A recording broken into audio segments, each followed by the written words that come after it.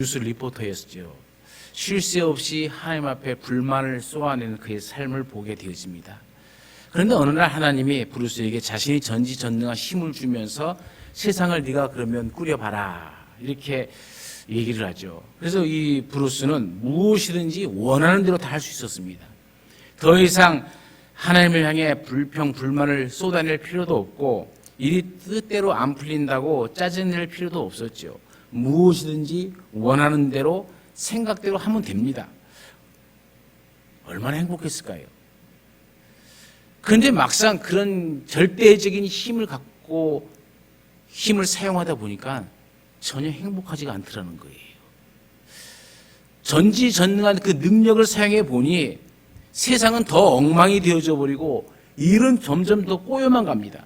여기저기서 문제가 터지고 자신의 전능함으로 더 이상 손을 쓸 수 없는 지경이 되어지고 말았죠.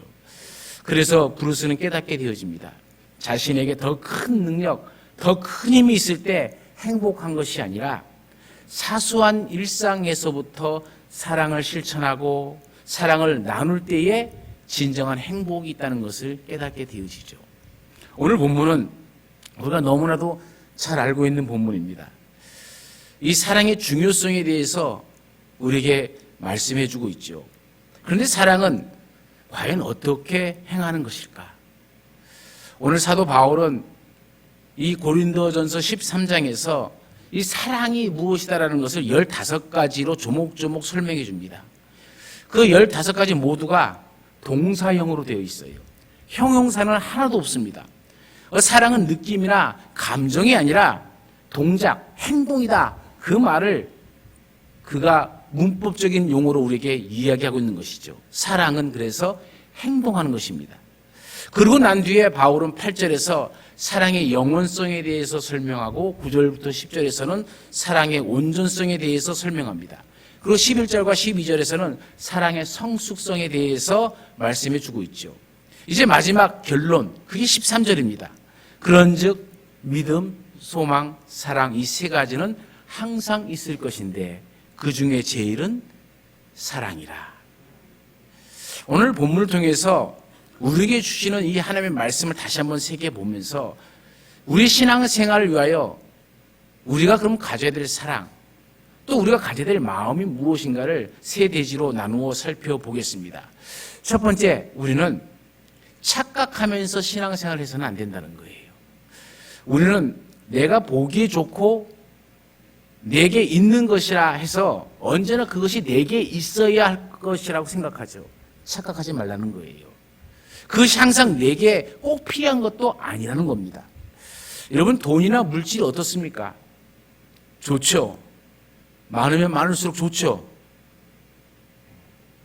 돈이 많으면 많을수록 싫다 하는 사람은 제가 못 봤어요, 아직까지.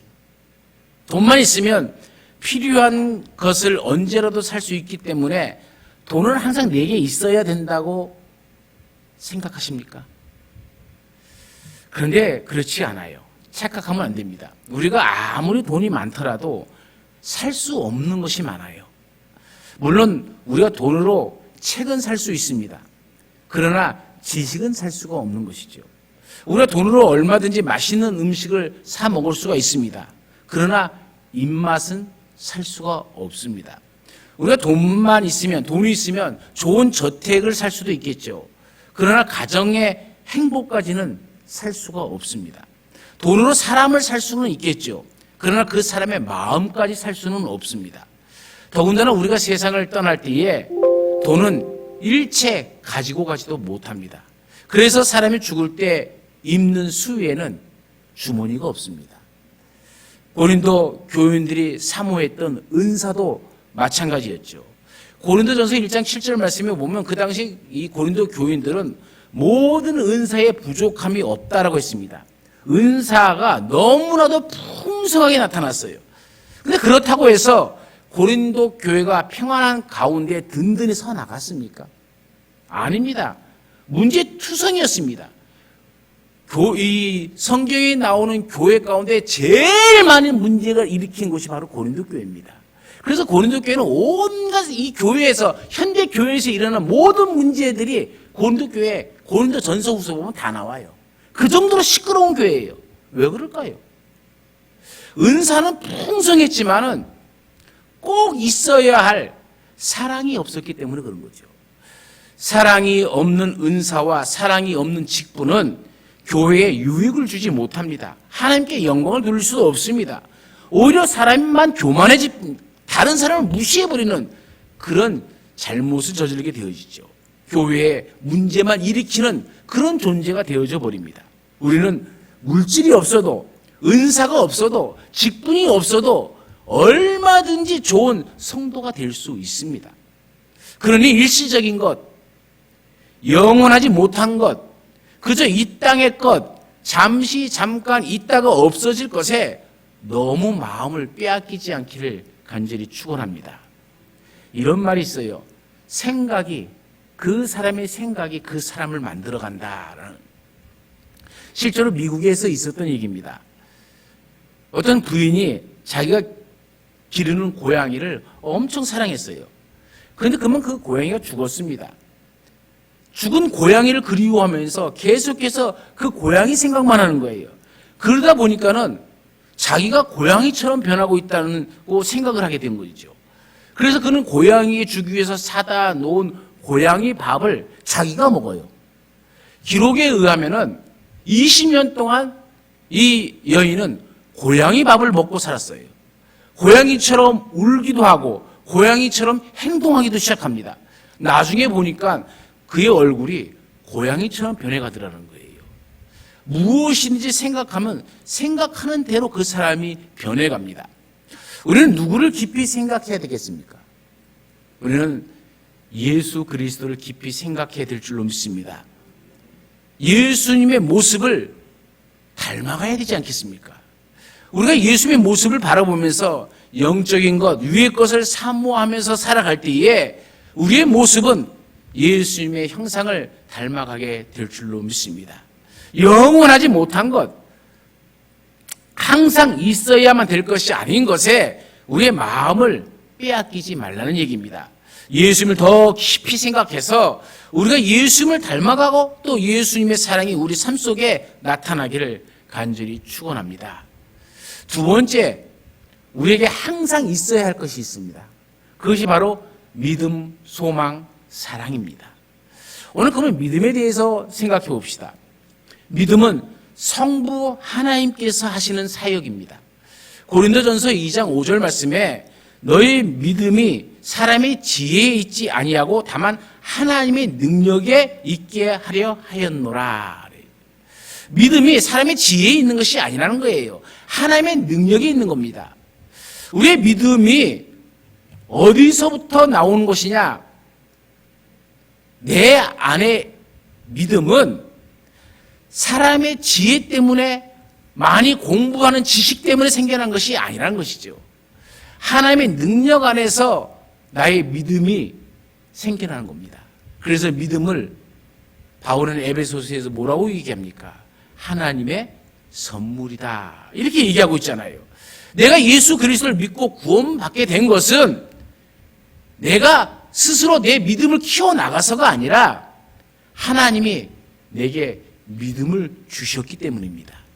하나님께서 나에게 믿음을 허락해 주셨기 때문에 내가 믿게 되어지는 거예요. 이것이 하나님의 능력입니다. 우리는 믿음의 사람이 되어야 됩니다. 항상 우리에게는 믿음이 있어야 됩니다. 물론 여기에서 말하는 이 믿음의 대상은 사람이 될 수가 없습니다. 물질이 될 수도 없습니다. 그 사람이 내게 그럴 줄 몰랐어. 이런 말 왜 합니까? 내가 그에게 얼마나 잘해줬는데 그 사람이 어떻게 내게 이럴 수 있어? 이런 말들을 왜 합니까? 사람을 너무 믿었기 때문이죠. 사람은 결코 믿음의 대상이 될 수가 없습니다. 진실한 신앙인의 믿음의 대상은 바로 하나님 한 분밖에 없습니다. 예수님은 요한복음 14장 1절에서 너희는 마음에 근심하지 말라. 하나님을 믿으니 나를 믿으라. 이렇게 얘기하셨죠. 하나님만이, 예수님만이 곧 우리의 믿음의 대상이 되어질 줄로 믿습니다. 여러분, 그 소망도 마찬가지죠. 성령 하나님은 우리에게 소망을 주시는 분입니다. 성부 하나님이 나를 선택해 주셨다면, 그래서 믿음을 주셨다면 성령 하나님은 나를 예수 그리스도에게로 인도해 주시는 분이고, 내가 죄를 지을 때 탄식해 주시는 분이 바로 성령 하나님이십니다. 성령 하나님은 내가 이 세상에 살 때 천국에 대한 소망을 주시는 분이십니다. 그래서 갈라디아서 5장 5절 말씀에 보면 우리가 성령으로 믿음을 따라 의의 소망을 기다리노니 이렇게 말합니다. 성령으로 믿음을 따라서 의의 소망을 기다린다. 율법 안에 있었던 자들이 성령 하나님으로 말미암아 믿음을 따라 의의 소망을 기다리게 되어집니다. 성령 하나님은 나에게 의에 대한 소망을 주시는 분입니다. 그래서 성령 하나님은 예수 그리스도의 의를 간절히 기다리게 만들어줍니다. 이 세상에 살면서 하늘에 대한 소망이 없는 자는 예수님을 기다리지 않죠. 하지만 창세전에 선택된 백성은 원죄로 고통을 당하면서 살다가 성령 하나님의 이끌림에 의해서 이제 의에 대한 소망을 가지고 살아가게 되어집니다. 사람은 40일을 아무것도 먹지 않아도 산다고 합니다. 물은 3일 정도까지는 안 먹어도 살 수가 있어요. 최대 인간이 물을 안 먹고 살 수 있는 기간은 7일이라고 합니다. 어느 누구도 7일 이상 넘길 수 없대요. 기록에 의하면은 숨은 몇 분 동안 안 쉬어도 살 수 있을까요? 잘 모르겠으면 지금부터 숨 쉬지 말아보세요. 숨은 최고 기록이 8분이랍니다. 8분을 쉬지 않고 살아남은 사람은, 숨을 쉬지 않고 살아남은 사람은 아무도 없다는 거예요. 우리가 잘 아는 해녀들도요, 물속에 들어가면요, 보통 평균 물속에 들어가서 숨을 참는 시간이 5분이랍니다. 이 5분만 돼도 아주 유능한 해녀가 될 수 있다는 것이죠. 그러나 소망이 없으면 사람은 단 1분 1초도 살기가 힘들어집니다. 우리가 늘 보듯이 사람이 스스로 목숨을 끊는 이유가 무엇이겠습니까? 아무리 둘러봐도 소망이 보이지 않을 때, 그때 사람은 자살한다는 거예요. 이런 우리를 성령 하나님이 찾고 계십니다. 창세기 1장 2절의 말씀에 보면 그 땅이 혼돈하고 공허하며 흑암이 깊음 위에 있고 하나님의 영은 수면 위에 운행하시느니라, 이렇게 얘기합니다. 하나님의 영, 성령은 수면으로 운행하신다, 이렇게 얘기합니다. 운행하시라는 이 단어는 비상하다, 배회하다, 기운을 잃다, 알을 품다, 그런 뜻을 갖고 있어요. 성령 하나님은 이 세상을 운행하시는데 그 운행하시는 이유가 창세 전에 선택받은 자들을 찾기 위해서 비상한다는 거예요. 이 세상을 성령 하나님께서 배회하면서 모든 힘을 다해서 지칠 정도로, 기운을 잃을 정도로 선택받는 자들을 찾고 계신다는 겁니다. 어미새가 알을 품고 있듯이 성령 하나님은 선택받은 자기 백성을 이 세상 가운데 살아갈 때 죄를 짓고 타락하지 않도록 찾으시고 보호해 주시는 거예요. 그래서 로마서 8장 26절에는 이렇게 얘기하죠. 성령도 우리의 연약함을 도우시나니 우리는 마땅히 기도할 바를 알지 못하나 오직 성령이 말할 수 없는 탄식으로 우리를 위하여 친히 간구하시느니라. 성령 하나님은 우리의 연약함을 도우시고 우리가 마땅히 기도할 바를 알지 못하지만 성령 하나님이 말할 수 없는 탄식으로 나를 위해서 친히 간구하여 주신다, 그 말입니다. 우리가 세상에서 너무나도 큰 시련에 빠져 있으면 성령 하나님께서 나를 위해서 힘을 주시고 또 간구해 주신다는 겁니다. 그러므로 믿는 자에게는 항상 소망이 있습니다. 소망이 있으면 어떠한 삶의 역경도 이겨낼 수 있습니다. 요셉이 그렇지 않았습니까? 요셉이 형들의 미움을 받아서 애굽의 종으로 팔려갔잖아요. 종살이를 했습니다. 거기다 여주인의 모함을 받아서 감옥에 갇혔습니다. 절망적인 상황이 되어버린 거죠. 그럼에도 불구하고 요셉은 좌절하지 않습니다. 하나님이 그에게 주신 꿈이 있잖아요. 그 꿈을 붙들고 소망으로 살았기 때문에 그렇습니다. 결국 그는 애굽의 총리가 되었습니다. 그래서 기근 속에 있는 그의 가족들을 모두 구해낼 수 있었습니다. 그러므로 소망이 있어야 되는 것입니다. 여러분, 우리가 이 세상 살아갈 때 소망을 놓지 않길 바랍니다. 그 소망을 하나님께서 이루어 주실 줄 믿으시길 바랍니다. 사랑도 마찬가지입니다. 성자 하나님은 우리에게 사랑을 주신 분이죠. 성자 하나님은 십자가에서 자신의 몸을 내어줌으로써 나에게 그의 사랑을 보여주셨고 확증해 주셨습니다. 로마서 5장 8절에 보면은 이런 말씀이 있죠. 우리가 아직 죄인 되었을 때에 그리스도께서 우리를 위하여 죽으심으로 하나님께서 우리에 대한 자기의 사랑을 확증하셨느니라. 여러분, 확증하셨다는 말이 뭔 말입니까? 함께 서 있다, 천거하다, 연합시키다, 그런 뜻입니다. 주님이 십자가에 달려 죽으심으로 나는 그 십자가의 사랑으로 말미암아 하나님과 연합되어지는 존재가 되었다는 거예요.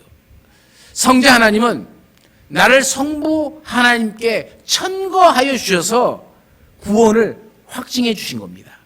그러므로 여러분, 우리는 예수 그리스도의 십자가의 공로로 말미암아 천국 백성 된 줄로 믿으시길 바랍니다. 사탄은 나를 성부 하나님 앞에서 자꾸 정죄하지만 성자 하나님은 나를 성부 하나님 앞에 함께 서서 변호해 주십니다. 하나님이 나에게 보여주신 최고의 사랑은 바로 그 십자가였습니다. 하나님을 믿는 사람들은 더 말할 나위가 없겠죠. 성경에 보면 600가지가 넘는 많은 계명들이 나오고 있죠. 이것들 10가지로 간추린 것이 십계명입니다. 예수님이 이것을 2가지로 간추렸죠. 하나님 사랑과 이웃 사랑으로 간추려 주셨습니다. 그리고 이 2가지를 합해서 한마디 딱 말로 하라고 한다면 사랑이라는 말이죠. 우리는 사랑을 떠나서는 결코 살 수가 없습니다. 데살로니가전서 1장 3절에 보면은 잘 아는 표현들이 나오죠. 너희의 믿음의 역사와 사랑의 수고와 우리 주 예수 그리스도에 대한 소망의 인내를 우리 하나님 아버지 앞에서 끊임없이 기억한다, 이렇게 얘기합니다. 이런 믿음에는 역사와 연결되어 있어요. 믿음의 역사, 소망은요, 소망은 인내와 연결되어 있죠. 소망의 인내. 그러면 사랑은 무엇으로 연결되어 있습니까? 사랑의 수고와 연결되어 있습니다. 사랑에는 수고가 있어야 된다는 것이죠. 사랑에는 행함이 있어야 됩니다. 사랑에는 실천이 있어야 됩니다. 그래서 예수님이 이것을 일깨워주기 위해서 우리에게 선한 사마리아인 비유를 말씀해 주셨죠. 사마리아 사람이 강도를 만난 자에게 다가갑니다. 그리고 그의 상처에 기름과 포도주를 부어주고 싸매어 줍니다. 그러고 난 뒤 짐승에 태워서 주막에 데리고 옵니다. 하루를 머물면서 극진히 보살펴 줍니다. 그 다음날 주막 주인에게 데나리온 2를 주면서 잘 돌봐달라고 부탁까지 합니다. 만약 비용이 더 들면 자기가 돌아올 때 주겠다고 약속을 합니다. 이와 같은 사랑에는 반드시 실천이 있는 것이죠. C.S. 루이스라는 사람이 있습니다. 그 사람이 이런 말을 해요. 내게 사랑이 있느냐 없느냐 따지면서 괴로워하지 말아라.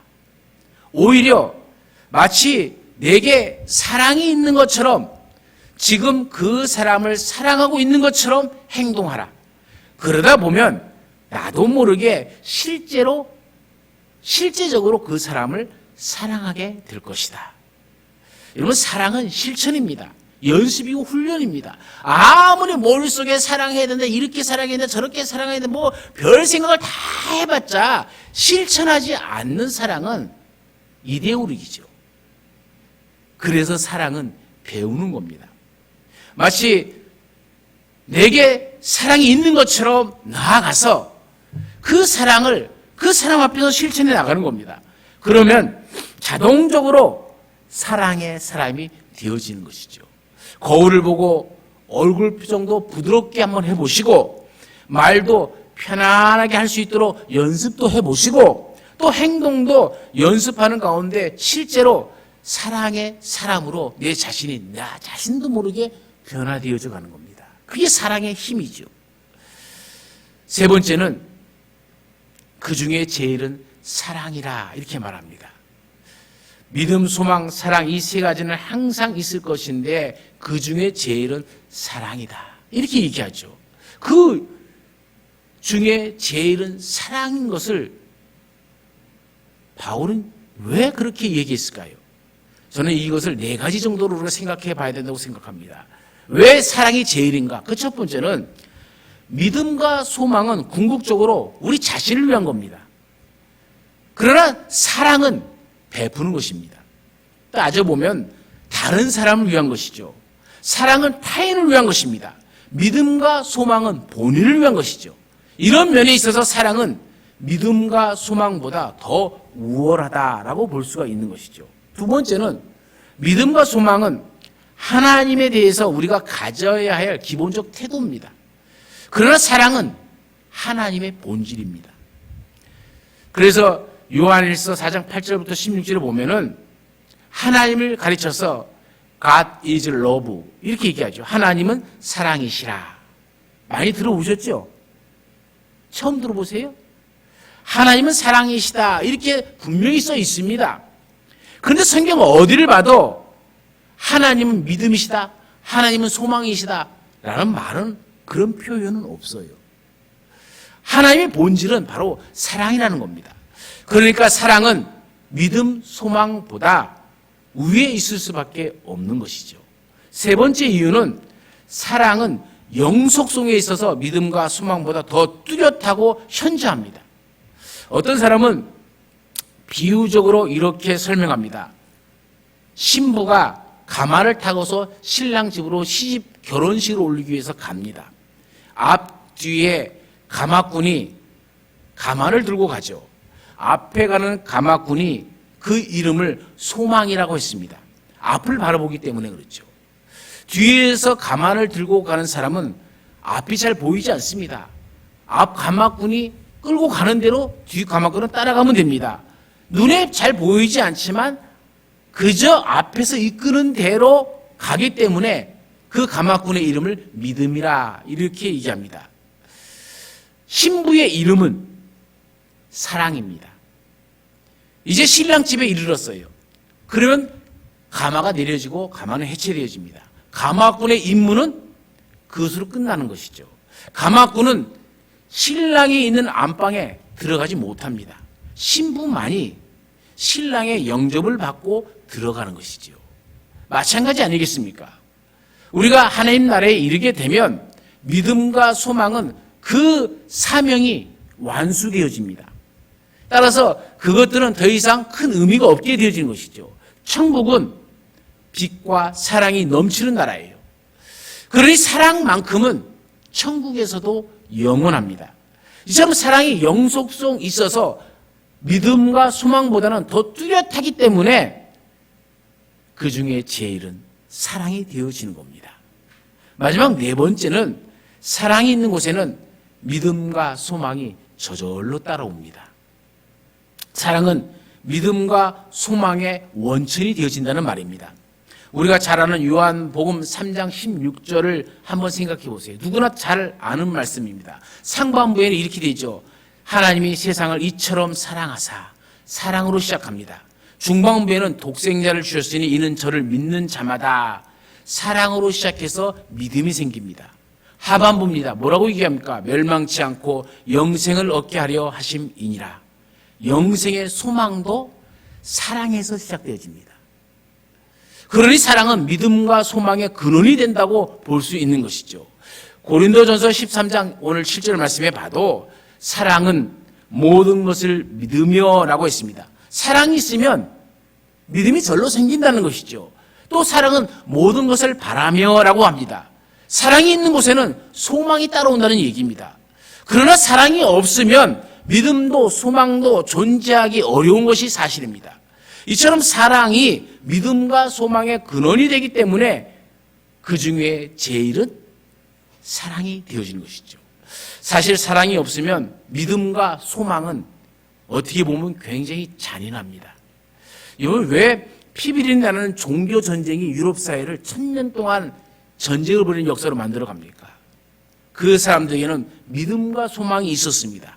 그러나 사랑이 없었어요. 그래서 서로 간에 싸움이 일어납니다. 이쪽에서는 이것이 하나님의 뜻이다. 우리에게 소망을 주셨다. 이 나라를 정복할 수 있는 힘을 주셨다. 소망을 주셨다고 떠들고 저쪽 나라는 저쪽 나라를 떠들고 그래서 둘이 부딪히니까 전쟁이 되어지는 거죠. 사랑이 없기 때문에 그런 겁니다. 사랑이 없으면 믿음과 소망은 큰 의미가 없습니다.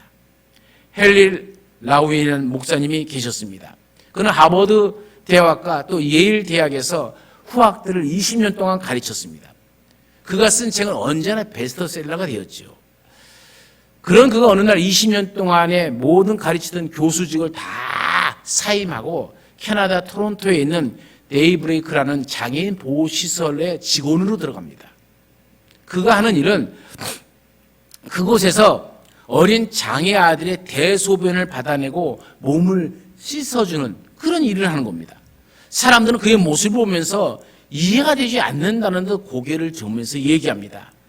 대석학으로서 강단에서 제자들을 가르쳐야 할 사람이 왜 이렇게 엉뚱한 짓을 하고 있느냐고. 그때 헨리 라우이 박사는 이렇게 말합니다. 나는 그동안 인기와 명성이라는 꼭대기를 바라보면서 힘들게 올라가는 삶을 살았습니다. 그동안 내 눈에는 그저 나 자신만 바라볼 뿐이었습니다. 그런데 이제 이곳에서 장애인들과 함께 생활하면서 비로소 나는 내리막길을 쉽게 내려가는 삶을 살게 되었습니다. 이제야 비로소 내 눈에 예수님이 보이기 시작했습니다. 예수 그리스도의 사랑이 비로소 느껴지기 시작했습니다. 그러면서 그는 그곳에서 자기가 깨달은 한 가지를 알려줍니다. 자기가 이곳에서 이 장애의 아들을 돌보는 동안에 이 장애의 아이들이 나의 명성, 나의 지식, 나의 인기에는 아무런 관심도 없다는 거예요. 내가 박사학위를 몇 개 가졌느냐? 장애애들은 그것에 관심이 없다는 거예요. 오직 그 아이들에게 관심이 있었던 것은 내가 그들을 사랑해주고 그들의 사랑을 순수하게 받아주는 것, 이것만 알더라는 거예요.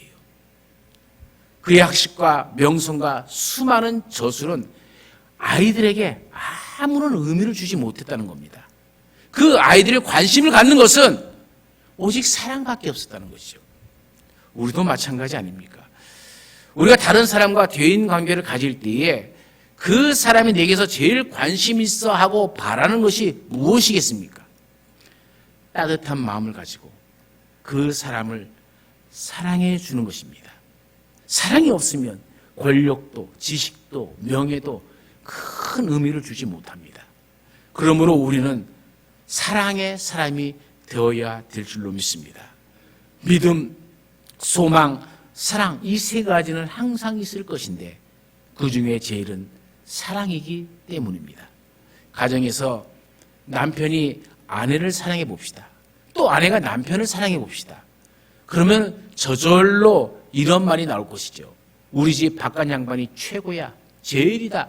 아니냐, 우리 집 안사람이 최고야. 왜 그렇습니까? 문자 그대로 사랑이 제일이기 때문에 그래요. 여러분, 우리가 섬기고 있는 교회를 사랑해 봅시다. 다른 사람에게 무엇이라 말하겠습니까? 우리 교회 와봐. 우리 교회가 제일이야. 절로 그런 말이 나올 수밖에 없는 것이죠. 사랑은 말씀 그대로 제일이기 때문에 그렇습니다. 여러분, 사랑하는 것이 무엇입니까? 여러분이 제일 자랑하는 것이 여러분이 제일 사랑하는 것입니다. 믿음, 소망, 사랑, 이 세 가지는 항상 있을 것인데 그 중에 제일은 사랑이라. 사랑하는 성도님들, 우리 모두 사랑의 사람이 되어지길 간절히 축원합니다. 우리 가운데 함께 하신 하나님, 믿음, 소망, 사랑, 이 세 가지는 항상 있을 것인데 그 중에 제일은 사랑이라 말씀하셨습니다. 우리가 무엇을 자랑하는지 내 입술을 다시 점검해 봅니다. 내 입술에 제일 많이 자랑하는 것이 내가 제일 사랑하는 것입니다. 우리는 하나님을, 하나님이 우리에게 주신 교회를, 우리에게 허락해 주신 가정을 얼만큼 사랑하고 있습니까? 힘써 더 사랑하고 더욱더 주의 아름다운 그 사랑을 우리 가정 가운데, 교회 가운데, 이 세상 가운데 전파하며 살아가는 그리스도의 향기를 뿜어내는 우리의 삶이 되게 하여 주옵소서. 언제나 함께 하시는 예수님의 이름으로 기도드리옵나이다. 아멘.